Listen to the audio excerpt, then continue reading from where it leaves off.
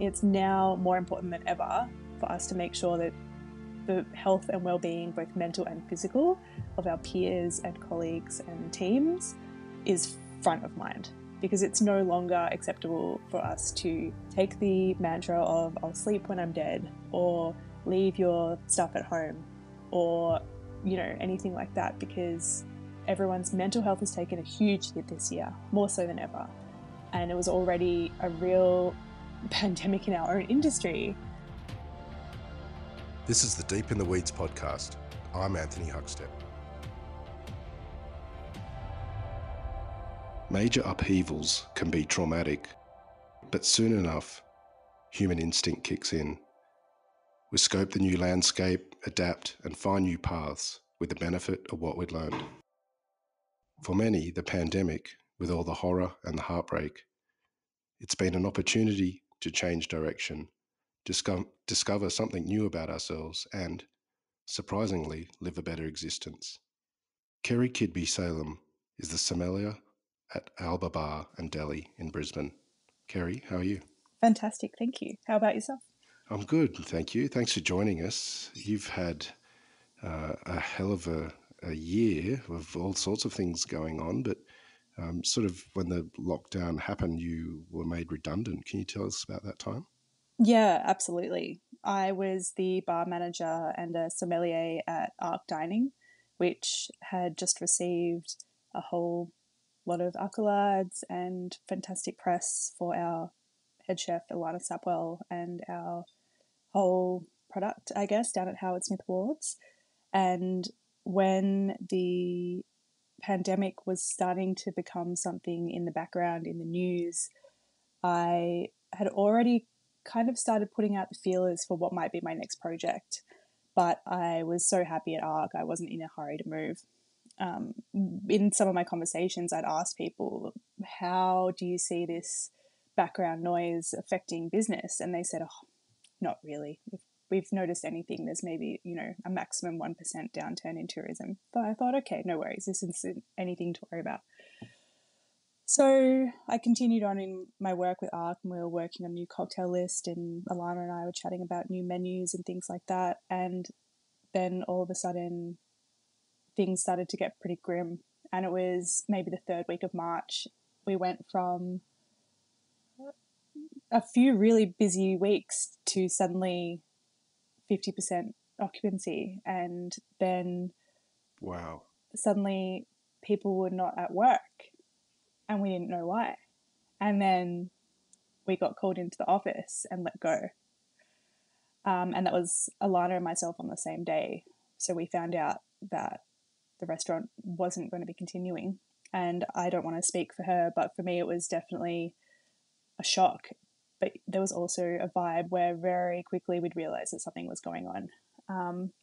And for me, it was kind of like being broken up with without notice. It was the rug pulled out from under me, and I thought, oh my gosh, what am I going to do? But I already had so much on my plate that I kind of took the angle of, well, maybe this is just an opportunity for me to focus on everything else outside of work. And we'd basically been go, go, go since the restaurant opened. So it was a chance to have a bit of a break, reset a little, and I finished a few projects that were on my plate. But the first instinct for us was, oh my God, like it was just shock. And I remember myself and a lot of the kitchen team ended up having drinks at Little Valley, which unfortunately was another venue that didn't reopen. And we were all sitting around shell-shocked, drinking wine, just thinking, like, where did this come from?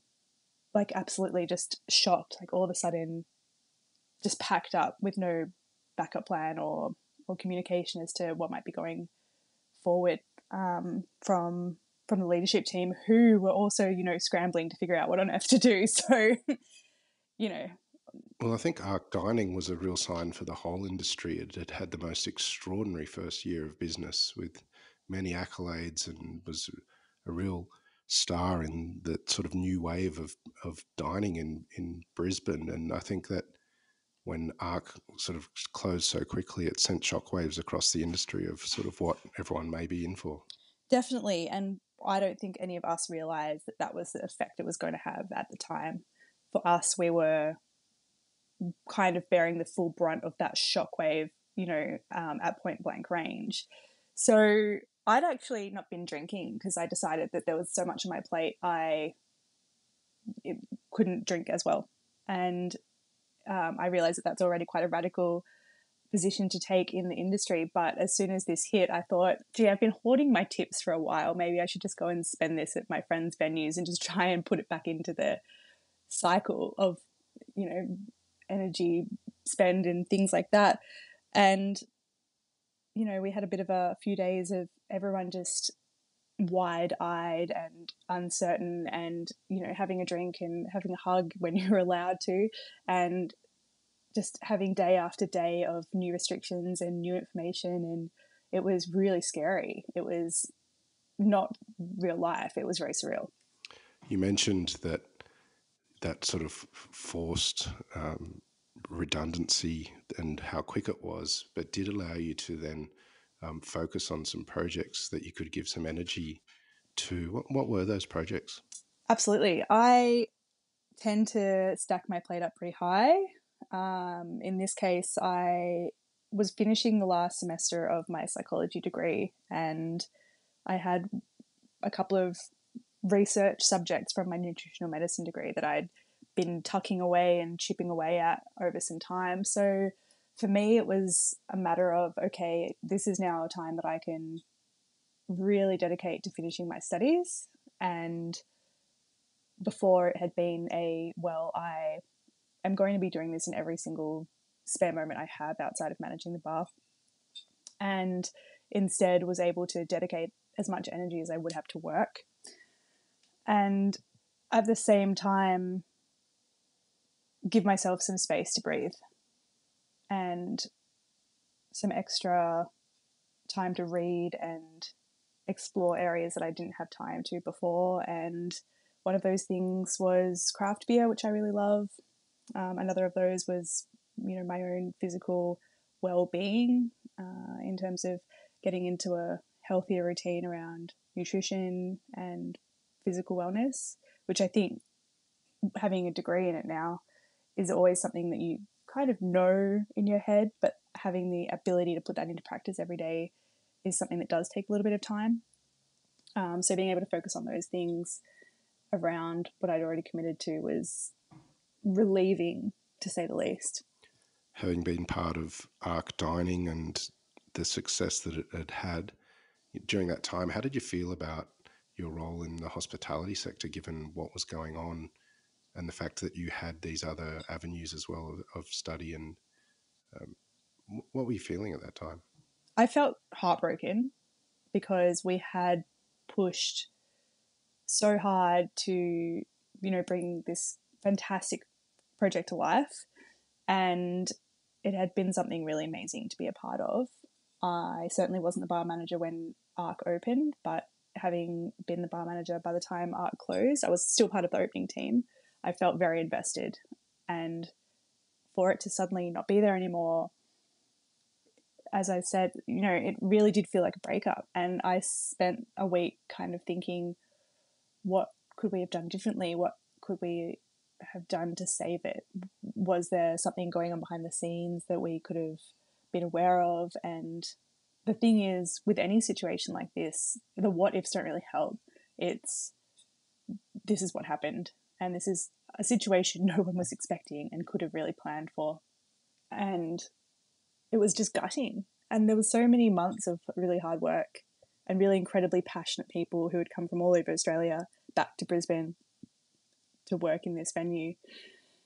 And for me, it was, where to from here? We're already really at this top level of restaurants in Queensland, and I didn't want to have to leave Queensland to find the next step. So in terms of those options, I'm sure there are a lot of people who are thinking, well, I've already worked at this peak restaurant, this kind of marquee brand of a restaurant. What do I do next? Well, you are at Alba Bar now. How did that eventuate?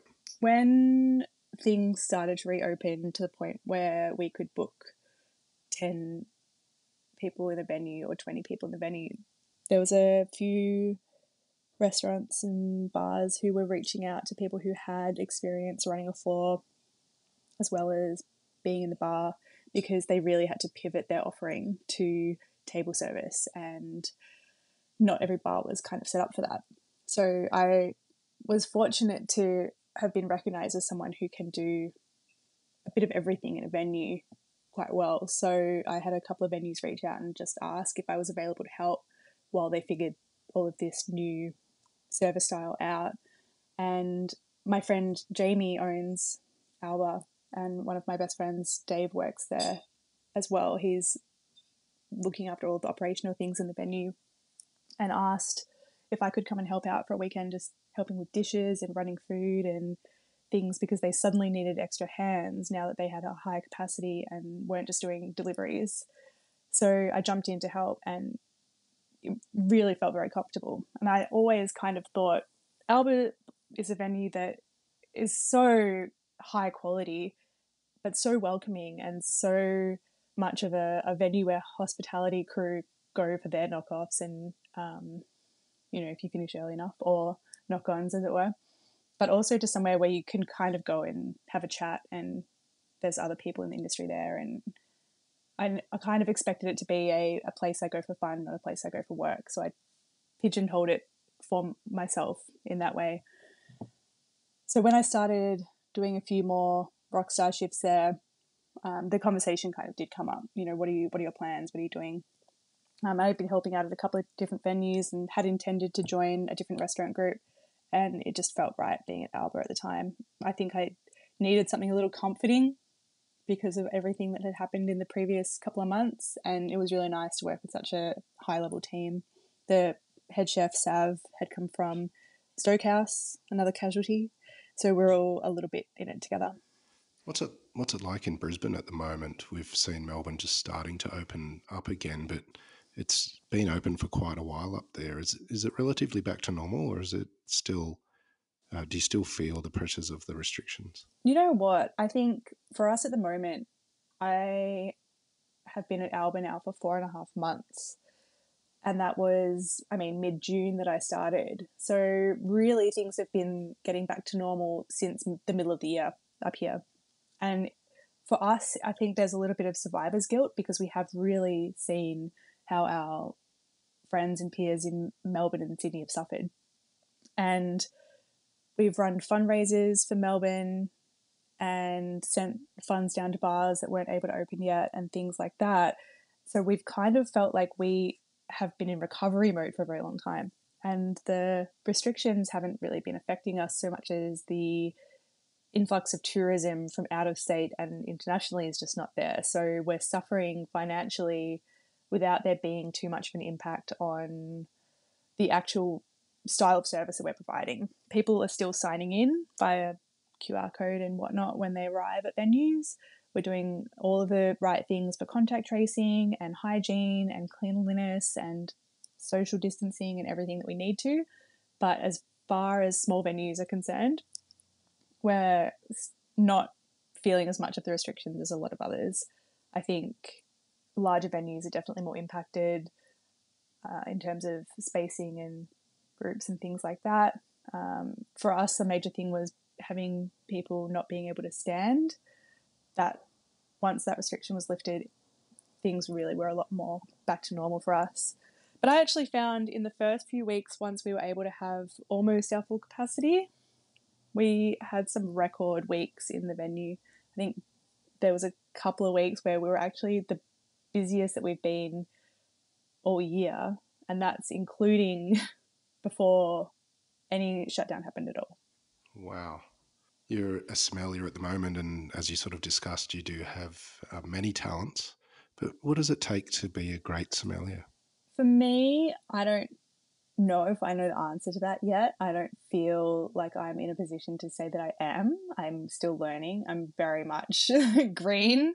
For me, I think it's, pardon the pun, but kind of the thirst for it. It's something that just requires ongoing education and learning and dedication and tasting and having kind of wine in your head all the time. I've just received a delivery before the podcast started of like even more books to read about wine, because there's always something to learn. And I think one thing that I've really decided for myself that will make me the best sommelier that I can be is that continual refocus to what the customer is going to enjoy. Because I find sometimes it's easy to fall into the what do I want to share with them kind of mindset, and forgetting that our job in hospitality is to provide the best experience for the customer. So I can have all of the cool, funky, trendy wines I want, but if a customer comes in and asks for a Marlborough Sauvignon Blanc, then I kind of need to find something that's going to match their tastes the best, because that's, a really easy trap to fall into, to say, oh, well, we don't do that here. And for me, the best part of it is the storytelling. So if you can tell a really cool story and make sure that the customer has a really great experience, then that's what it takes to me. Australian restaurants have been down an extraordinary path in the last decade, and the new wave of modern Australian dining is something quite special, and Arc was really capturing that. But our wines are pretty amazing too. What do you love about Australian wines and the new wave happening there? I'm obsessed with Australian wine. I really am. It really excites me. And I think it's the reason that I decided to come down this path in the first place, because we have really taken on some of the challenges like climate change and difficult land and droughts, and even our distance from everywhere else in the world in our stride, and made these incredible products using different methods and innovative techniques, and kind of made just delicious juice without the pretense, without the, I don't want to say snobbery, but it kind of can be. And more and more exciting wines are coming out. I've been joking to my colleagues recently that there's just, every person and their dog are making a field blend this year. But the thing is that they're all incredible. Like, you can't just turn around and not see incredible wine coming at you from every angle. Like, even here in Queensland, which is not really a great winemaking climate, there are some really incredible small producers making absolutely high quality wines in not just the classic styles, but in the contemporary styles as well. So I think the most exciting thing for me is just the passion that people have for making wines that are true to land and true to varietal. My absolute favorite thing at the moment is all of the cool, funky Mediterranean grapes that are being used in South Australia, because they've really kind of said, okay, well, we are going to have to deal with these harsh climates that are going to get harsher in the next couple of decades. Let's figure out how we can start making them now so that we can really refine it during that time. And it's things like the Portuguese and Spanish grapes that are coming through, and they're making just these incredibly juicy, fun expressions of these very, very classic old grapes. So, I could just talk for days about it, but I think we need to open something. I could listen to days about it. You're a nutritionist. You've finished a psychology degree. You're a sommelier. How do all of those things relate to your job in hospitality? And I'm particularly interested in the nutritionist side of things, because wine and food are so important together. Absolutely. And I think that I'm always going to feel a little bit like the naughty kid when I'm in the nutrition world, because but I remember doing clinical placement theory, and every time we were talking about a new ingredient, I was jotting down notes for cocktails, and it got to a point where people started to think that there was something wrong with me. And especially when it comes to Amaro and all of the vermouth and things that were traditionally like Hippocratic wine and tonics and things like that, I'm so fascinated, because alcohol has been part of health for like thousands of years. Actually, even in China, like they were drinking forms of aromatized wine for health. And we've just kind of started to come full circle where people are thinking, okay, well, maybe this can be part of a healthy, balanced, enjoyable life. Obviously, I think it's really important to drink in moderation. I think that it's really incredibly important to drink better rather than more.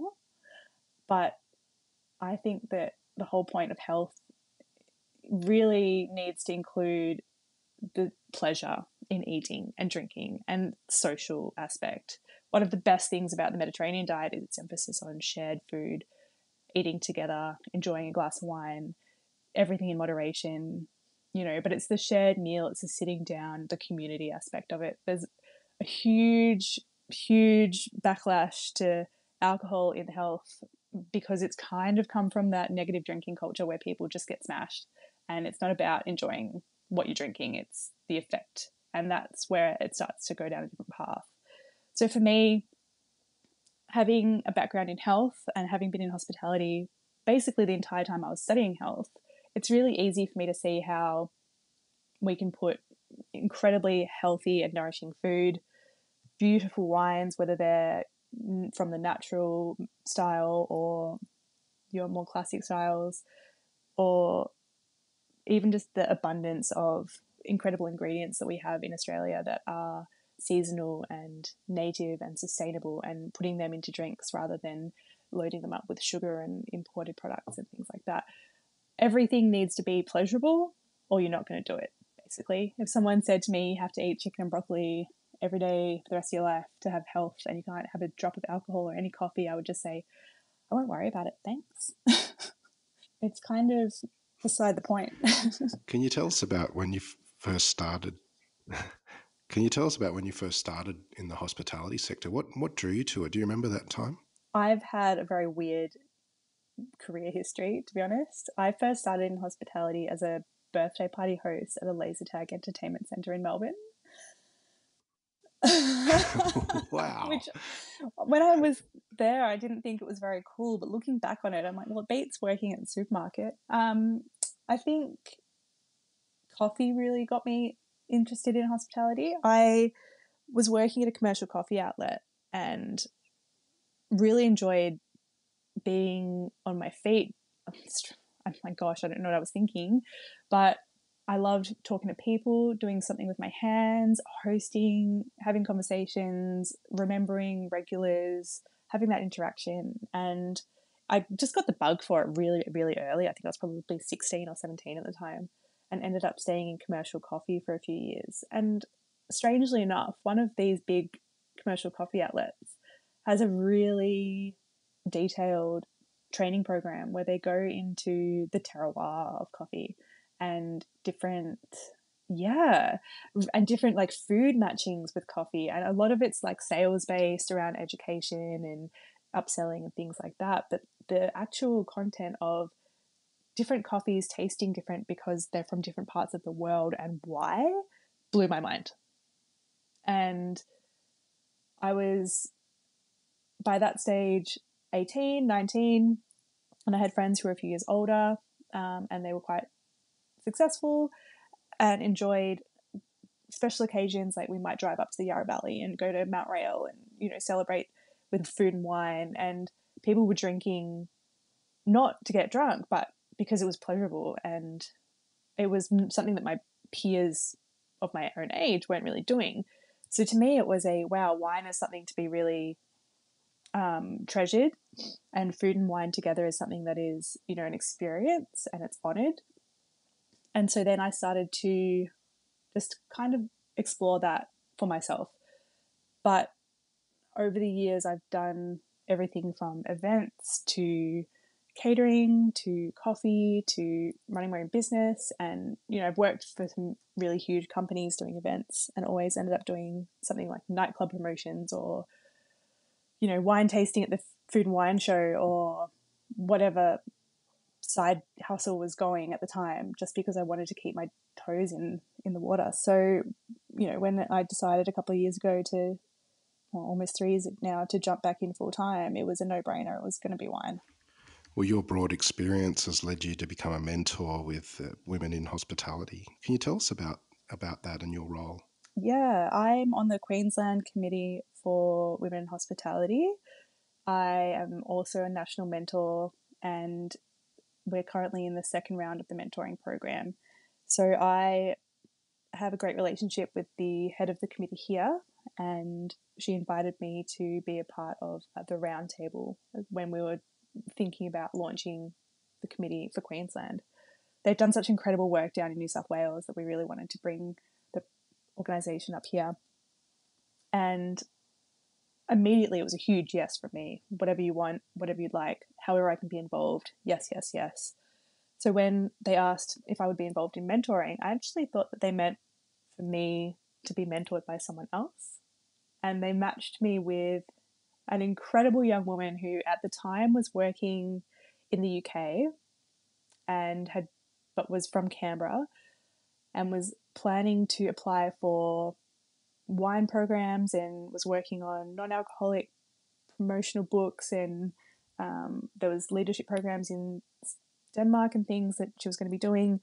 And then everything shut down from COVID and she had to fly home and give it all up. And it was actually incredible to be not necessarily a mentor in that space anymore, but have a camaraderie of shared experience where we had both just had the rug pulled out from under us and support each other and things like that.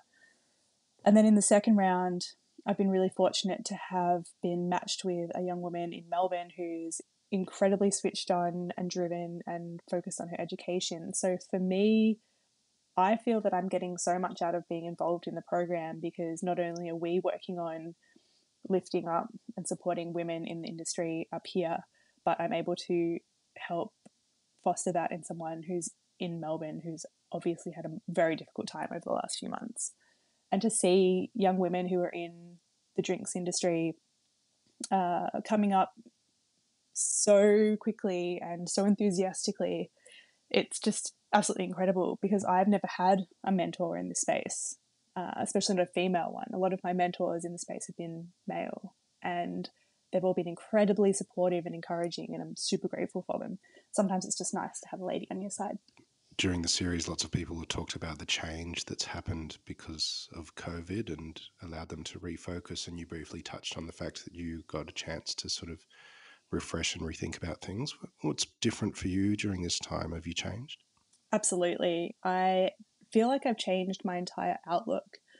A lot of my time spent reflecting was more about how I feel working in the industry still after so long. And I'm in my mid-30s now, and I realize that I'm not recovering as quickly as some of these young kids fresh out of school. And I get that. I get it. Like, I'm still young in terms of the grand scheme of things, but I do require a bit more like alone time to recover from being in service, and a lot more physio and, you know, definitely less knockoffs because I'm not recovering from that very well. And I think for me, it's been, what can I contribute to the industry? What can I give back? How do I want to change the industry? Like, what's going to be my legacy when I eventually move on to something else or whatever is in my future? And so for me, it was, I decided to double down on my commitment to the industry, which is to change the health of the hospitality industry for the better. And it's no small feat, I get that, but I figure if I've been in the industry this long, I have this incredibly broad network who are all incredibly talented and passionate people who I want to see stay in the industry, then I'm qualified, I'm experienced, I've got a few skills that I can contribute, and so many people who are willing to jump on board and give me a hand, that it's now more important than ever for us to make sure that the health and well-being, both mental and physical, of our peers and colleagues and teams is front of mind, because it's no longer acceptable for us to take the mantra of I'll sleep when I'm dead, or leave your stuff at home, or, you know, anything like that, because everyone's mental health has taken a huge hit this year, more so than ever. And it was already a real pandemic in our own industry to suffer from mental health issues because of the amount of hours we're working, the pressure, the poor sleep, poor nutrition, drug and alcohol use, all things like that. But now it's just been brought to the forefront because we've had to deal with this crazy situation this year altogether. What are some of the things that you think could be implemented to sort of tackle these issues that are so prevalent in the industry? I think that one of the biggest things that has made an impact this year is people looking at labour laws, because it's starting to get really difficult for people to work well above their salaried hours, which I think is going to be really difficult for some businesses to adapt to, but is ultimately going to mean we're not going to see the chefs in the kitchen for 80 hours a week.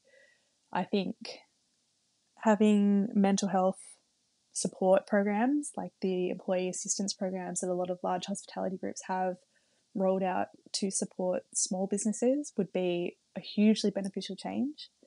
I think that being able to talk to people in your venue, whether it's a manager or a peer or someone who's like a designated mental health first aid person, is going to be something that a lot more businesses are looking at moving forward. I know that the White Jacket Effect is doing some incredible training programs for mental health in that space. And there's also mental health first aid courses that people can go on. And they're just so valuable because when you start to see the cracks form, whether it's in a customer or in a colleague, a lot of people don't really know how to respond to that. And a lot of the things we're seeing, and, you know, I mean, we've been doing it for years and I've definitely done it, so I'm not pointing any fingers, but it's when that idea of, you know, when something happens, it's, oh, I need a drink, or, oh, I'm sorry, you've had a bad day, do you want a shot, or something like that. Like changing that coping mechanism is going to create huge waves of change, because we're all a little bit guilty of escapism from time to time. But when things are getting this dire, we just can't really afford to do that anymore. Australia's in the rare situation globally that it may be COVID-free within the next couple of weeks, depending on how things play out, and all of the borders may open across the country. How are you feeling sort of as we move forward into this sort of post-COVID sort of existence, and what are you most looking forward to? Oh gosh, what am I most looking forward to? I'm from Melbourne and I haven't seen my parents since January. And when I was a kid, that would have been the dream, but I cannot wait to see them. I absolutely adore the bar scene in Melbourne. It's just so vibrant and innovative and incredible. And if I could just get kicked out of Black Pearl at 3:15 in the morning one more time, I would give anything. Amazing. But I have got a list of places that I want to go and eat in Sydney, in Adelaide. I am dying to go and see the folks down in Adelaide for sure. It's been way too long. And Melbourne, of course. And I feel like I want to do a national tour and go see my family in Perth and everything as well. My partner's from Newcastle and, you know, we would love to go down there. And it's just this, I don't think that we're going to be able to go overseas anytime soon. So I just feel like the most I can get to of Australia in the next little bit to satisfy my travel bug, the better. You have one of the most unique skill sets in the industry, and you've had you know, quite a bit of change, especially the way that you perceive your role in the industry during this time. How will you look back at this year? I think I'm going to look back at this year with a lot of gratitude, because ultimately, while there was a little bit of survivor's guilt around essentially being made redundant and allowing me to study full-time for 2 months and then going straight back into a full-time job, what this year has given me is a lot of perspective and a lot of opportunity to tie up loose ends of projects that I maybe otherwise might not have had the space or energy to complete or dedicate the same level of mastery to. I think it's really given me reassurance that I'm in the right place, that I'm doing what I want to be doing in the world. I don't think I could ever go back to working in corporate again. I am very driven to making positive change in the industry, and even when the going's getting pretty tough, I can't imagine anywhere else I'd rather be. Well, Ceri, you're a bloody inspiration, and we're honoured to have you on Deep in the Weeds. Please keep in touch, and we'll talk again soon. Thank you so much for having me. I'm incredibly honoured that you invited me on, and I love the podcast. This is the Deep in the Weeds podcast. I'm Anthony Huckstep. Stay tuned as we share the stories of Australia's hospo community, suppliers and producers in search of hope during this pandemic. Special thanks to executive producer Rob Locke for making this all happen. Follow us on Instagram at Deep in the Weeds Podcast, or email us at podcast@deepintheweeds.com.au. Stay safe and be well.